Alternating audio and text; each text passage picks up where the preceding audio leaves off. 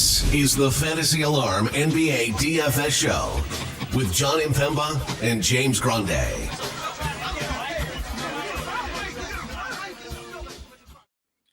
What is going on, everybody? Jon Impemba here. Welcome into the Fantasy Alarm NBA DFS Playbook Show. Riding solo here today. We got 6 games on the DraftKings main slate. 7 games over on FanDuel.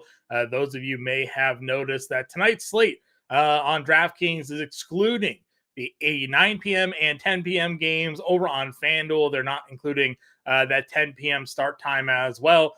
Be interesting to see if this is something that is going to go on moving forward with these DFS platforms. I know in the past and even more recently, there's been some discussion there regarding the start times of these games, some of the start time differences and gaps in coverage we've had between the start of DFS slates and when these final games go off, especially when it comes to the NBA here with the injuries and late news and lineup blocks that come out. So will be pretty interesting to see if this is something that we see moving forward, but at least for tonight, we have 6 games on the DraftKings main slate that we're going to be going over here this evening. Happy to have all of you in here today. Albert already popping in chat. No James today, just me. It's going to be probably a little bit of a quick show. Playbook is already live for those of you who are a Fantasy Alarm member. If you're not already a Fantasy Alarm member, well, you see that code there on the screen right now. We have our holiday sale going on. You get the first month for just $4 when you scan that QR code there or go to fantasyalarm.com/Santa. Again, biggest game total here, biggest matchup of the day. We have, excuse me, the Memphis Grizzlies going up against the Indiana Pacers at home. That is a John Morant game here. John Morant made his return to the Grizzlies on Tuesday, had a tremendous performance. Now gets a 250 game total pace up spot here against the Pacers. Injury news of the day, Donovan Mitchell and LeBron James both already ruled out for this slate. Albert wondering, is Sam Merrill going to go off again like he did last night? I mean, if you go look at our rostership here over at Fantasy Alarm, certainly seems like many of us are riding the Sam Merrill train here again. Over on FanDuel, he is point guard only. Over on DraftKings, again, he has that eligibility that we're looking for when it comes to Merrill here tonight over at shooting guard at just $4,500. You know, looking at this slate, it is a bit interesting. Not only do we have the high game total Pacers Grizzlies 247.5 with a 2-point spread, we also have the Utah Jazz versus the Detroit Pistons with a 235 game total, a game in which the Detroit Pistons are actually 2.5-point home favorites. This is a team that's lost 24 straight games, and yet Utah is so depleted here tonight that they are road underdogs going into Detroit here. Again, already being ruled out for Utah. No Jordan Clarkson, no Lauri Markkanen, no Talon Horton-Tucker for the Jazz this evening. So we're going to see a lot of Colin Sexton, Fontecchio, Walker Kessler, and most likely, Kelly Olynyk and crew here for Utah. So Vegas putting the Pistons as a home favorite, very surprising to see that outcome there. With the Clippers here tonight, we see both Paul George and Kawhi Leonard popping up on the injury report. Now, this is a back-to-back for both teams. Paul George did not play last night. We'll see if he's in the lineup here tonight, but Kawhi Leonard popping up on the injury report in this matchup against the Oklahoma City Thunder. Certainly kind of an interesting spot there, especially if they don't play. You'll have James Harden again in a really good spot, and some of the value plays for the Clippers going up against the Thunder here this evening. Let's take a look here at the DraftKings slate. We'll get that QR code here off the screen for everybody. If we look at the point guard position, it is kind of loaded up at top. It's all about your roster preference here this evening. Tyrese Halliburton's at $10,800. Shai Gilgeous-Alexander at $10,200.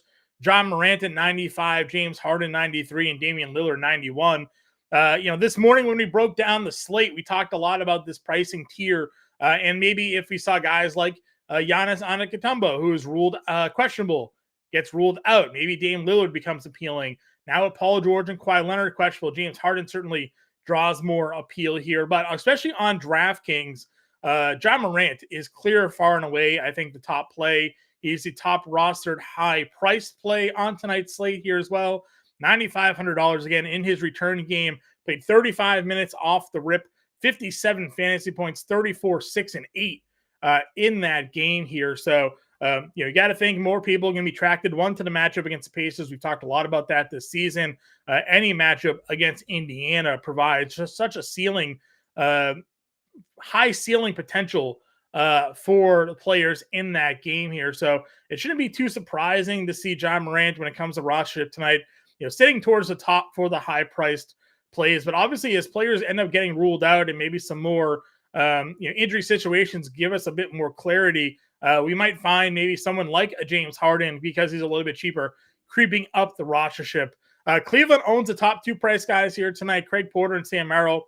Craig Porter, again, sitting at over 60% rostership. Sam Merrill sitting around 50% rostership on a slate where there isn't a ton of obvious value out right now. Those guys here under $5,000 are getting a lot of love. So you're going to be able to fit in John Morant and maybe another high-priced play here this evening. The cover of the show, of course, Victor Wembanyama, someone that we're certainly high on in this matchup against the San Antonio Spurs here tonight. So if I had to rank this top tier, I think John Morant would be the number 1. Shai Gilgeous-Alexander would be my number 2. And as everything sits right now, Harden would be 3. If Kawhi Leonard and Paul George get ruled out, I think I'd move Harden ahead of SGA. But I have SGA 2 right now in this matchup against the Clippers. When it comes to moving down into the mid-tier range of point guard, hard to argue what Kobe White's been doing lately. Again, last night finally had sort of a come-down game a bit against the Lakers. 7 of 18, 33 fantasy points. Great matchup, though, against San Antonio. One we saw a few weeks back, had 41 fantasy points in that game here. And the recent run of production without Zach LaVine has just been phenomenal. Sure, the price point comes up, but if you kind of hide the name, as we always say, and just purely look at the production, Kobe White's somebody that we know can certainly come through for us at just $8,300 to get 5X. You need 41 fantasy points, and he's clearly gone over that total more than a handful of times over the last few weeks. So get Kobe White at home here against San Antonio, looking like a good spot. Colin Sexton, $7,700 all by himself here. His point prop tonight is set at 27.5 actual points. We've seen him go over that a few times lately. Now he's got no Lauri Markkanen. We know no Jordan Clarkson, no Talen Horton-Tucker. Some guys that take a lot of shots, not going to be in this matchup. It's going to be Colin Sexton pretty much all by himself here against Detroit. You got to think he could venture to take 25-plus shots here tonight. He's been pretty efficient. He's been knocking down threes. He's been filling up the stat sheet. Great value, I think, tonight at $7,700 here. McCollum as well. We talked about the injury situation, the illness situation currently plaguing the New Orleans Pelicans. A handful of guys that are questionable due to an illness. If Zion Williamson ends up being ruled out, Jonas Valanciunas, Herb Jones, those guys end up being ruled out tonight, you can certainly bet your dollar that a lot of people are also going to be looking at the Pelicans here with McCollum, with Brandon Ingram, with Trey Murphy, some guys that will certainly step up into that rotation and get some more shot attempts should those guys be ruled out here tonight. When it comes to the value at the point guard position, you look at Chris Dunn, someone that we certainly would expect that could find himself into the starting lineup here tonight without Talen Horton-Tucker, who had been starting, without Keontae George.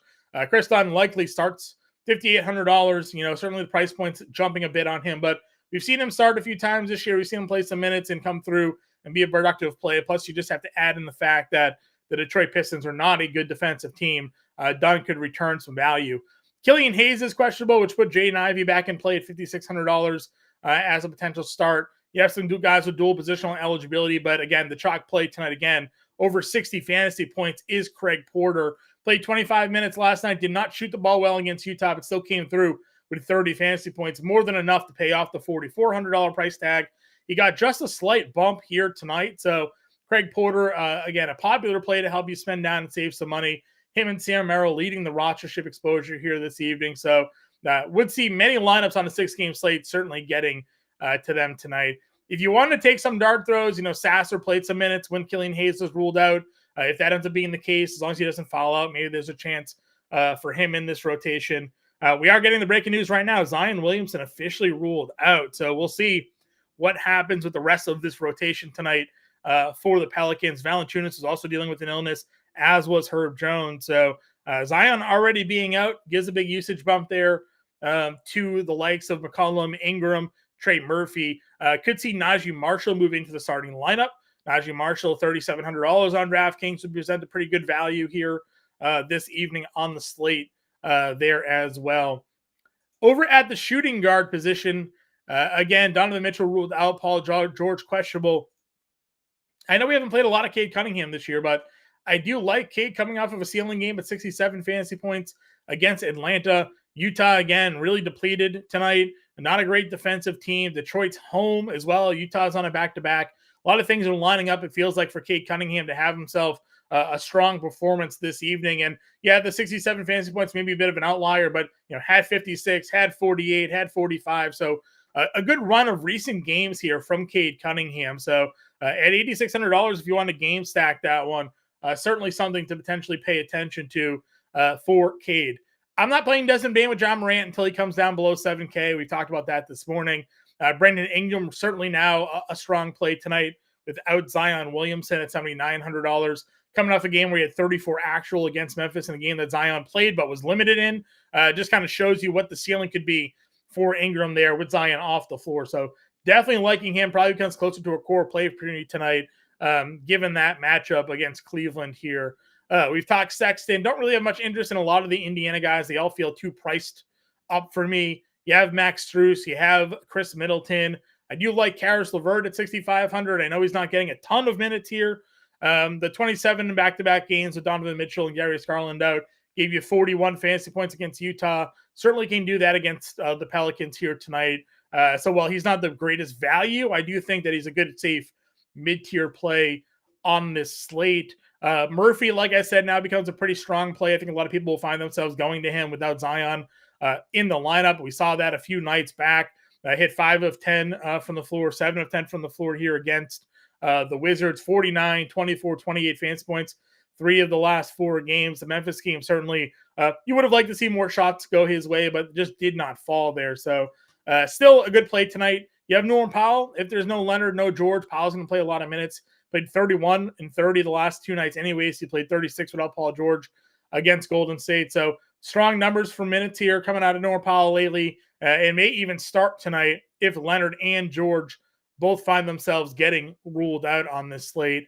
Merrill's all the way down here, $4,500, 30 and 24 minutes the last 2 games, 38 and 35 fantasy points. Again, thinking on a smaller slate, looking for the value. A lot of people are going to be putting Sam Merrill in their lineup to build sort of a stars and scrubs alignment there. So a lot of good ways to go. I see 3 you saying what's up. Des in the chat saying hey, and Mark wants to know, is Giddey still worth a player here?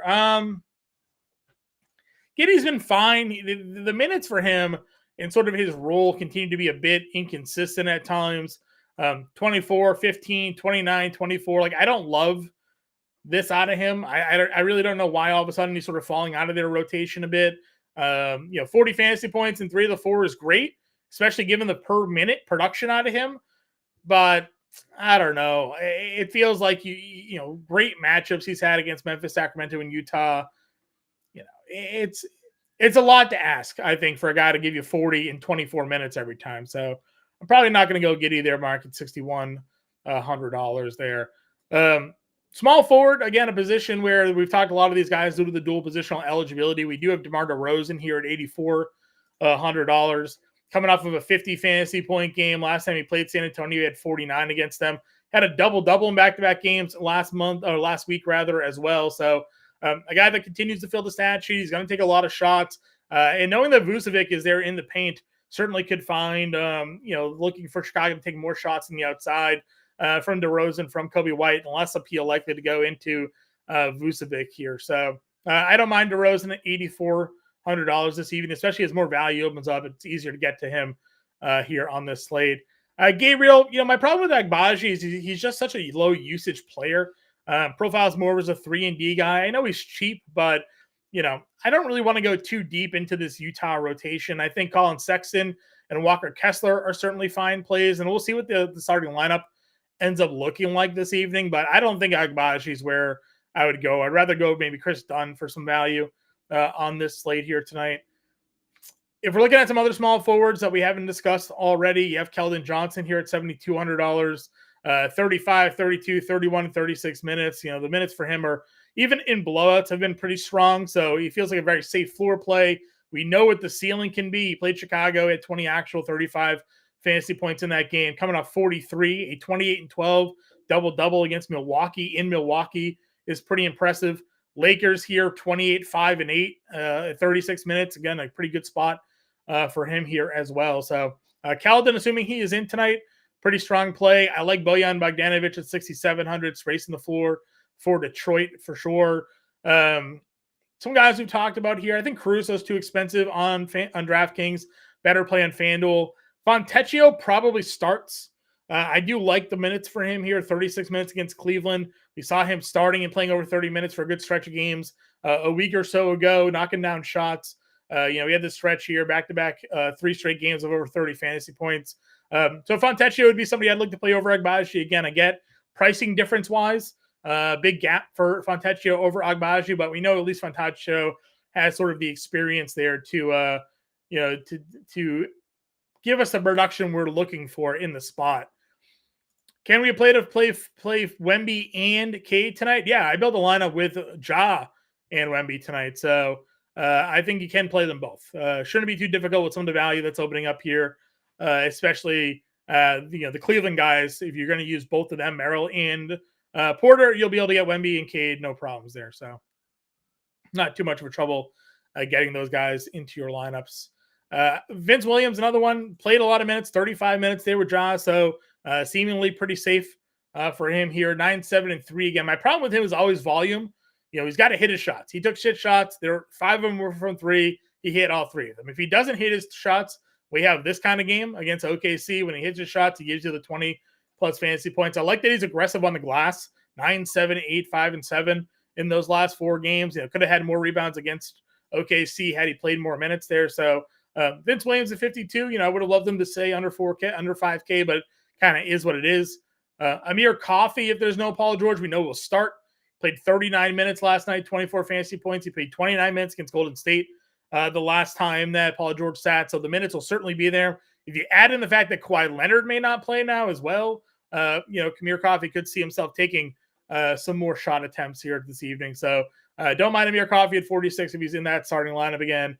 Georges Niang's always a dart throw in tournaments, 23 minutes for him. Loving the double-digit shot attempts. Wish he was rebounding more. There's a stretch earlier this season where he was giving you, 5, 7, 6 rebounds. Not really giving you that right now. So if the rebounds could come back, the fantasy ceiling would certainly be a bit higher. Guys, if you do have any questions in the chat, feel free to throw them in there. We'll certainly break down whatever cues you got. We just got news that Killian Hayes is a true game time decision tonight with that illness. So we'll have to monitor. Obviously, if Killian Hayes is in the lineup tonight, he'll be the starter over Jaden Ivey. That's the way they've been running it. But if Hayes is out, obviously Ivey becomes a bit more of an appealing option for us there. At the power forward position, we have Giannis at 11K. I don't find myself getting to any Giannis tonight.